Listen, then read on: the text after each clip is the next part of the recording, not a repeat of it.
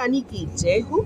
जो भी इस वीडियो को देख रहे हैं, माता रानी उनकी झोली खुशियों से भर दे। इस प्रार्थना के साथ आइए वीडियो को शुरू करते हैं।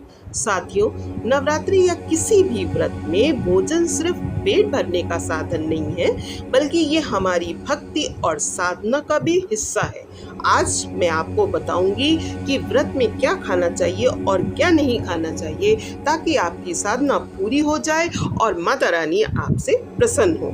साथियों, व्रत में सही भोजन का महत्व सिर्फ धार्मिक नहीं, बल्कि शारीरिक और मानसिक स्वास्थ्य के लिए भी जरूरी होता है। साधना करते समय शरीर हल्का और मन शांत होना चाहिए, क्योंकि जो हम खाते हैं उसका असर हमारे मन, हमारी ऊर्जा और हमारी पूजा पर पड़ता है। माता रानी को प्रसन्न करने के लिए केवल भक्ति ही नहीं, बल्कि सात्विक भोजन भी बहुत जरूरी है। इसका साइंटिफिक पॉइंट मैं आपको बताती हूँ कि हल्का और सात्विक भोजन लेने से पाचन तंत्र ठीक रहता है, शरीर में ऊर्जा बनी रहती है और स्ट्रेस हार्मोन कोर्टिसोल कम होता है। ये मानसिक शांति और आपके ध्यान को बढ़ाता है। साथियों, अब आप व्रत में कौन सी सब्जी खाएं, मैं वो बताती हूँ। आलू खा सकते हैं। आलू में कार्बोहाइड्रेट होता है, जो धीरे धीरे ऊर्जा देता है और पेट को लंबे समय तक संतुष्ट रखता है।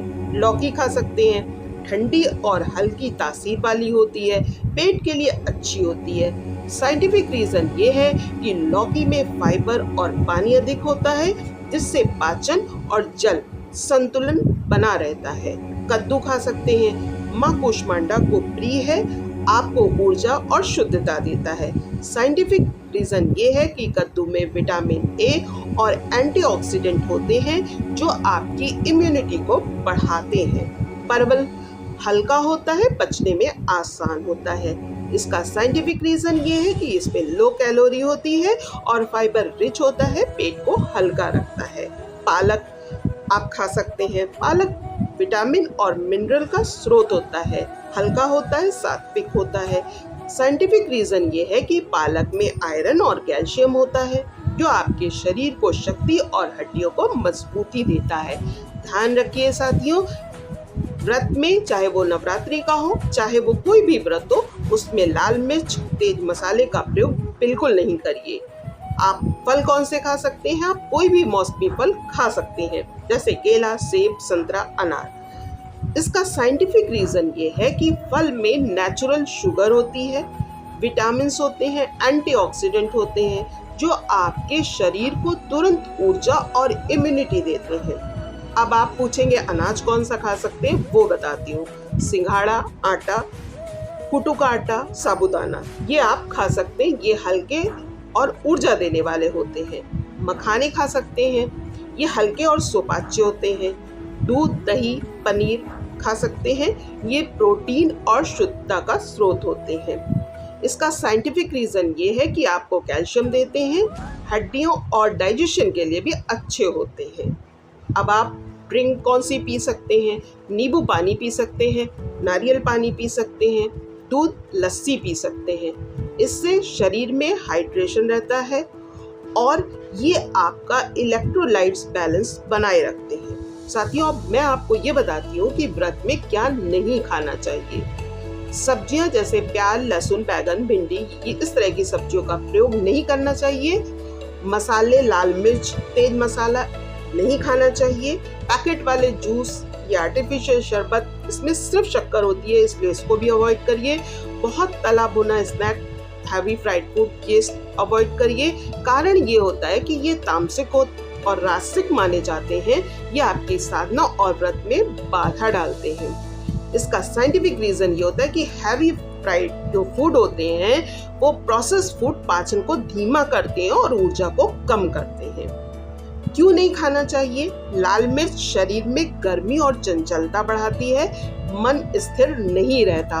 अगर आप व्रत नहीं हैं, फिर भी आप प्याज लहसुन खा रहे हैं तो और साधना कर रहे हैं, तो ये तामसिक होता है और इनकी साधना में बाधा डालता है। तला भुना पेट भारी कर देता है, ध्यान और साधना में बाधित करता है। इसलिए व्रत में हल्का, सात्विक, आसानी से पचने वाला भोजन करना चाहिए।